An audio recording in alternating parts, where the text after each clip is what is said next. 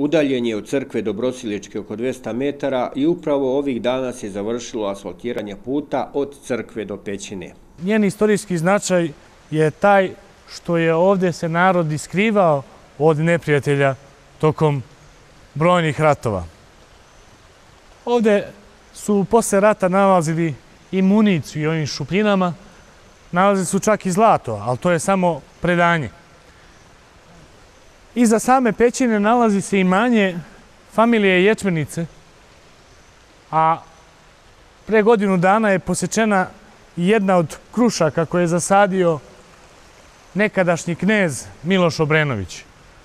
Kasnije, kada je on postao vladar, on je baš iz te familije izabrao svog ministra, Aksu Ječmenica.